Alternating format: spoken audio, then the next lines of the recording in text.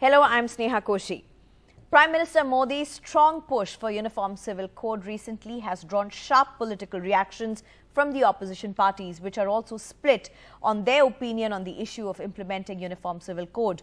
Aam Aadmi Party today extended their support to Prime Minister's call for the Uniform Civil Code, but with conditions, even as Congress and other parties slammed the move as divisive.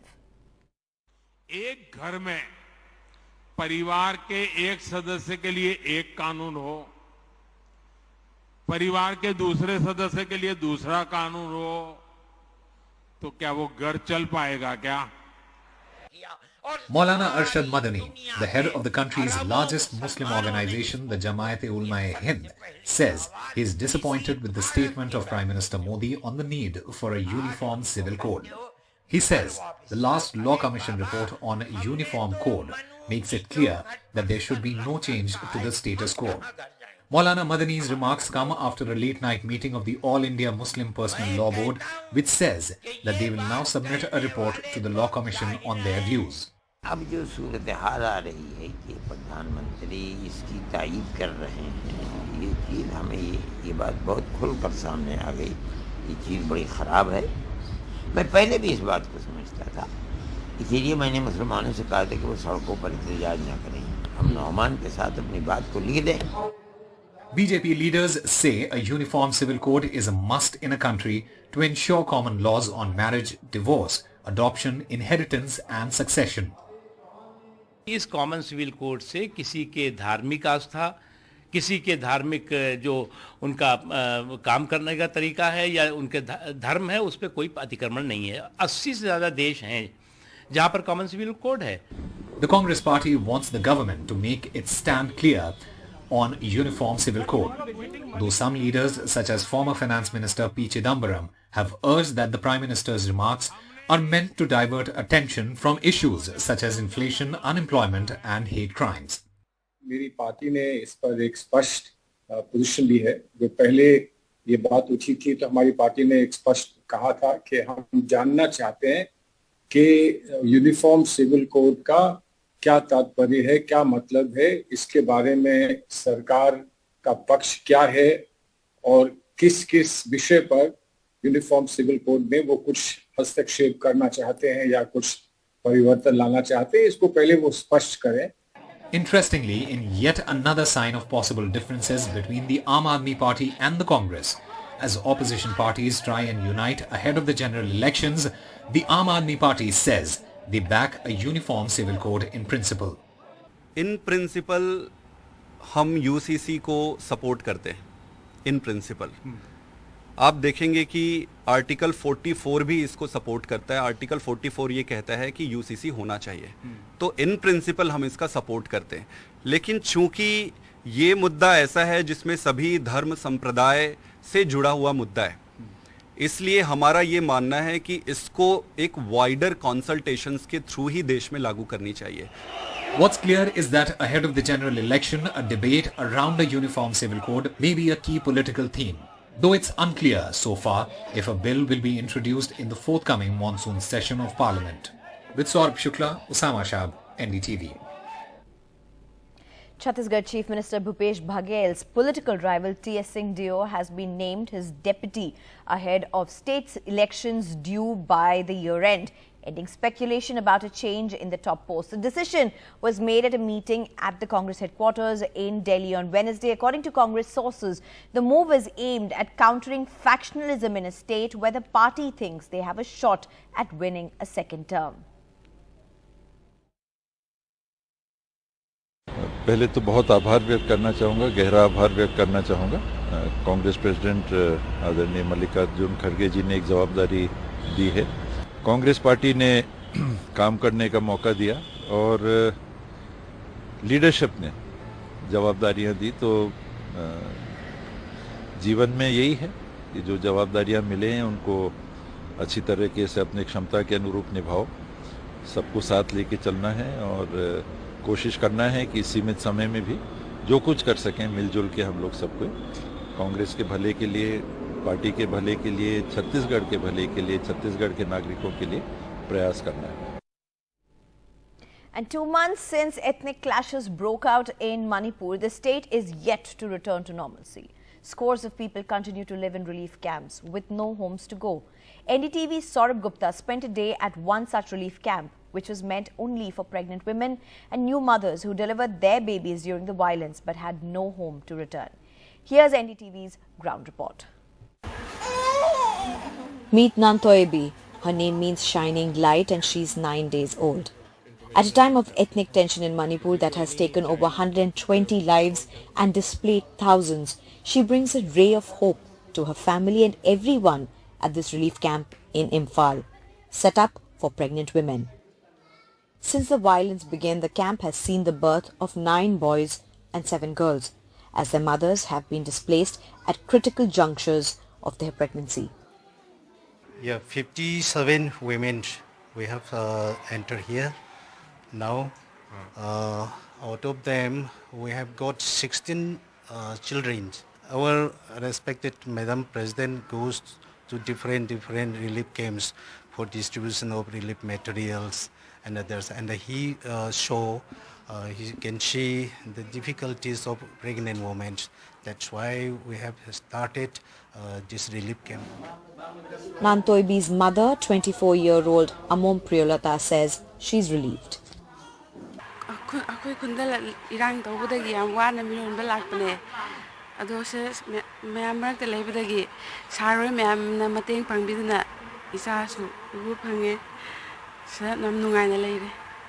Priyolata's husband was worried when the violence broke out. Sugnu in Kalching district, where he lived, witnessed some of the worst violence as ethnic violence engulfed Manipur. For these women, going back to their villages is a long time away. In the meantime, they are looking to rebuild their lives in the prefabricated homes the government is building for them.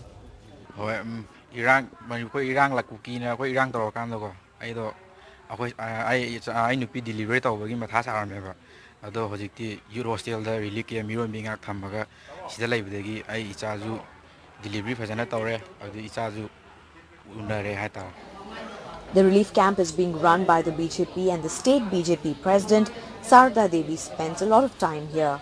She says young mothers, especially first-time mothers, are comfortable with older ladies around for guidance. इस situation में जो लोग इतना दुखी थे, इतना उन लोगों के डर थे, उसी समय उन लोगों को यहाँ रखना, उन लोगों के मेंटल हेल्थ के लिए भी हमने केयर लिया है. मेंटल हेल्थ का टीम इसको पूरा केयर कर रही है, अवेयरनेस दे रही है कि ताकि बच्चा, उसके जो गर्भवती महिला के जो पेट में जो बच्चा है उसको डर ना हो, और इतना वो जो उन लोगों के जो आने के बाद कुछ ऐसे प्रॉब्लम होगा मेंटली, ये सब देख के हम मेंटल हेल्थ का केयर भी दे रहे हैं. Relief camps like these have been set up exclusively for pregnant mothers because pregnancies can be extremely challenging.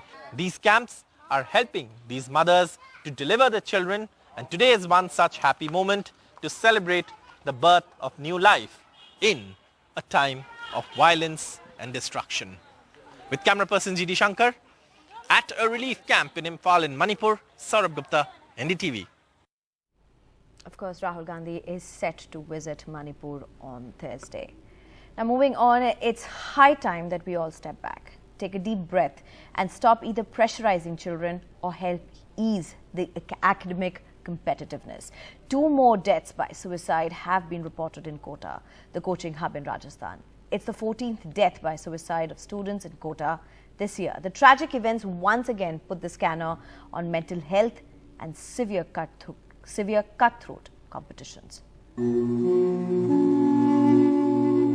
Mehul Vaishnav and Aditya Seth, both 17 years old, studying for their NEET exams in Kota for the past 2 months, living in the same area but from different parts of the country. Mehul from Salumbar, a small town in Rajasthan, and Aditya from Jaunpur in Uttar Pradesh. But one factor in common: suicide. Caused by stress, the inability to cope with the rigorous coaching for medical exams, and perhaps these 2 young boys were also unable to carry the burden of their parents' expectations. 17-year-old Aditya's father says his son never let his parents know he was under any kind of stress. Daily बात होता था। Depression में था क्या, वो कुछ तनाव में था? तनाव में था क्या? पढ़ाई को लेके कुछ बताया हो कि कोटा में उसको नहीं, ऐसा नहीं, और कर रहा था, और मेहनत करेंगे और अच्छा जाएगा। उसका एक भाई इंजीनियर भी है, ठीक है, वो भी चाहता था कि हम भी तैयारी करके कुछ बन जाए। Whether the children communicated clearly or not, their parents' expectations and the desire to crack these competitive exams is what is driving these suicides. Since the beginning of this year, an alarming 14 students have died by suicide in Kota. In 222, it was 15 deaths, 3 in one day alone. In 2017, 10 students committed suicide in Kota. In 2018, 12.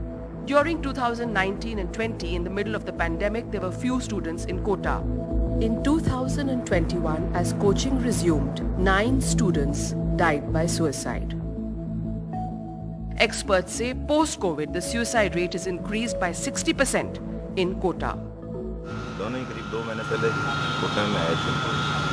दोनों के हमने अलग-अलग मर्ग दर्ज कर दिए हैं। अपने बाबा के घर पर छोड़कर आया, हम यहाँ हम हैं आपके। बिल्कुल घबराने की बात नहीं है, बिल्कुल टेंशन नहीं लेना कभी भी। This worrying trend of suicides has prompted the police to launch another helpline in the city, where police personnel go out in the field to interact with coaching students. But the sheer numbers, a floating population of over 2 lakh coaching students in the city, could mean this is a mere drop in the ocean. In Jaipur, Harsha Kumari Singh, NDTV. Just a tragic reality of our times. Time for a short break now.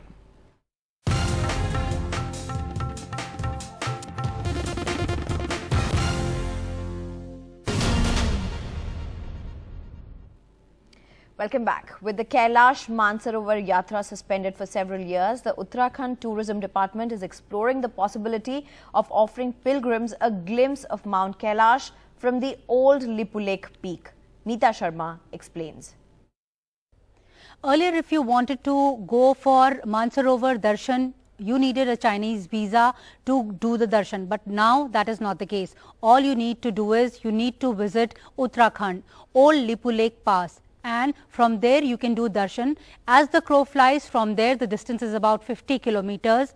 If you are traveling from Delhi, you need to go from Delhi to Kathgodam, from Kathgodam to Dharchula, Dharchula to Nabidang. From there, there is a climb. The climb is about 2 kilometers, but it's a difficult climb.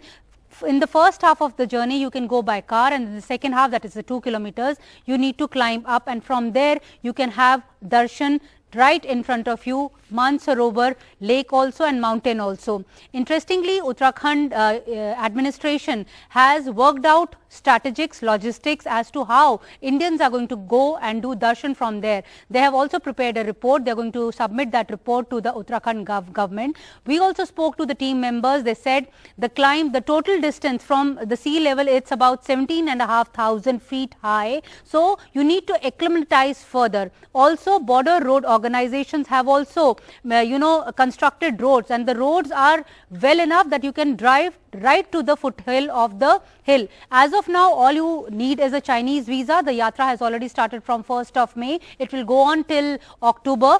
Earlier, the Yatra, you needed to shell out about 90,000 rupees, but now China has not only made visa norms stringent, but they have also increased the expense of the Yatra. Now you need to shell out about 1,90,000 if you need to go for the Yatra. So, keeping that in mind, Uttarakhand government has now worked out on an alternate route, and all those yatris who wanted to go and do darshan can do darshan from Old Lipulek Pass.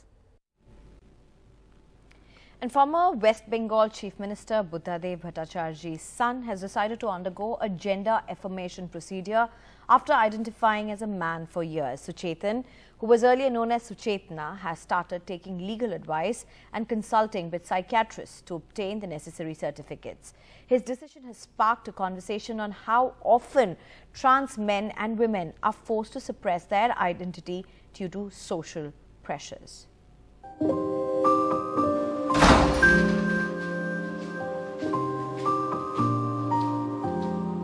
Just because I am ex-CM Buddhadev Bhattacharjee's child, it is becoming news. People are so much interested, but it is not a juicy news. I was hesitant because of the frenzy it would create, because this is a personal issue and I am not doing it for any publicity, but that's what happened right now, unfortunately. Sotan Chaitanya says he has identified as a trans man from childhood, and he was conscious of his gender identity in spite of being assigned the female gender at birth. He uses the him pronoun. His parents, including former Chief Minister Buddhadev Bhattacharjee, always knew it and was supportive. See, I am mentally trans man from my childhood. Bhattacharjee, now in his 40s, identifies openly as a trans man and has been critical of the term sex change surgery used in the reportage of his case. He will have to undergo the medical and legal process for gender affirmation and says it is better late than never. He is aware that there are many like him who have been heckled and harassed for their identity and expects maturity from society. The Supreme Court of India, in a landmark verdict, declared transgender as the third gender, affirming that the fundamental rights granted under the Constitution of India will be equally applicable to everyone, including the right to self-identity of gender as male, female or third gender. But that self-affirmation or choice is often restricted due to societal pressures, more so for trans men, as they often become victims of gender bias and suppression. Rahul Mitra, who runs a solidarity page on social media, says trans men find it difficult to express themselves. Trans man लोग बहुत visible है, less visible है trans man लोग, क्योंकि वो by birth female होता है, वो फैमिली प्रेशर और सोसाइटी का प्रेशर रहता है, तो वही एक प्रॉब्लम हम लोग को लगता है कि इसलिए हम लोग थोड़ा अलग से बनाया कि कोई ट्रांस मैन लोगों के लेके भी हो, जैसे अभी first time in West Bengal में हुआ है जो सुचेतन को लेके, तो ये एक खुश का बात है कि फर्स्ट टाइम कोई ट्रांसमैन के ऊपर हाईलाइट हुआ है. अभी ट्रांसमैन जो है उनका अलग सा उभर के आएगा ट्रांसमैन लोग के. Transgender activists say that trans men often face violence from their own loved ones. Trans man का सबसे बड़ा प्रॉब्लम है जो वो एक शारीरिक तरह से जब वो लड़की रहते हैं, परिवार भी उसी ढांचा में वही पैट्रियार्की है शायद, उनको बोला जाता है जो आप ऐसे आपको चलना है, जबकि वो कम आउट करते हैं जब वो पुरुष है, तब जाकर परिवार उसके ऊपर बहुत सारी डिस्क्रिमिनेशन या वायलेंस उसको फेस करना पड़ता है. मैं एक होम भी चलाती हूँ केंद्र सरकार का, जिस होम में सबसे ज़्यादा ट्रांसमैन लोग आते हैं, और मैं देखा हूँ वहाँ पे करेक्शनल रेप होता है, माँ बाप भाई बहन उनको करेक्शनल घर के अंदर रेप किया जाता है. And even basics like healthcare, education, housing and access to toilets are still an issue, says West Bengal-based Shintu Bagui, who became the state's first transgender judge at the Sirampur Lok Adalat in 2019. एक तो problem है कि discrimination, अगर हम सब कोई discrimination ज़्यादा discrimination होता है कि अभी भी टॉयलेट इशू लेके, क्योंकि अभी भी हर जगह में तो जेंडर न्यूट्रल टॉयलेट भी नहीं है. The legal framework for ensuring social justice for transgenders and those who identify as trans men and women arrived in the country with the landmark judgment of the Supreme Court on the issue. But governmental and societal efforts at ensuring social justice is still lacking. With camera person G.D. Shankar and Aniruddha Tripathi, Saurabh Gupta, NDTV.